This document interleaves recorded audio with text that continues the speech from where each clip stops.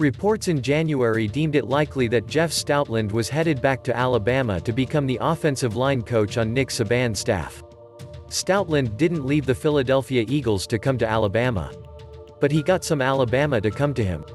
The Eagles used a second-round draft choice to add Crimson Tide center Landon Dickerson on April 30th. Dickerson could not participate fully in Philadelphia's offseason program. He's recovering after tearing an anterior cruciate ligament in Alabama's 52-46 victory over Florida in the SEC championship game on December 19. But Stoutland said Dickerson could do the two things that NFL offensive interior linemen must against the league's heavyweight defenders. "These guys are big now," Stoutland said during a press conference this week.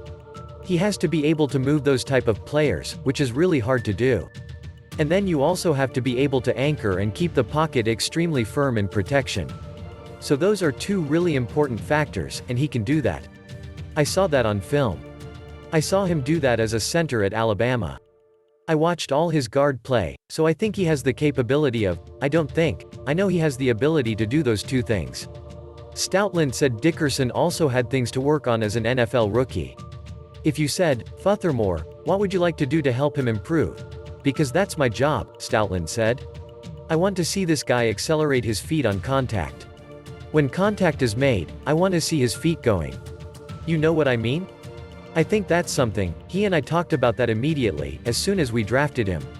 Landon Dickerson gets parking ticket. Veteran Wisdom in Philadelphia Stoutland is preparing for his 9th season as Philadelphia's offensive line coach. After 2 years as the offensive line coach at Alabama, he joined the staff of new Eagles coach Chip Kelly in 2013. When Doug Pederson became the head coach in 2016, he kept Stoutland to guide the offensive line. Nick Sirianni did the same thing this year after coming aboard as Philadelphia's head coach. The change in coaches with the Eagles and the departure of Alabama offensive line coach Kyle Flood for Texas combined to fuel the Stoutland-to-Tuscaloosa speculation. Saban did reach into the NFL for an offensive line coach, but it was Doug Marrone, who spent the previous 4 seasons as the head coach of the Jacksonville Jaguars. Stoutland told reporters this week that he didn't want to go anywhere, but if he did, it would be back to Alabama.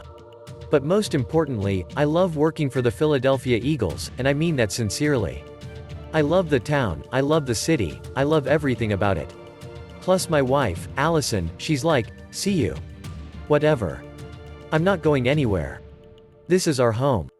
Not that I would even have that conversation, but anyway, if I was going to go back and coach in college football, that's where I would go.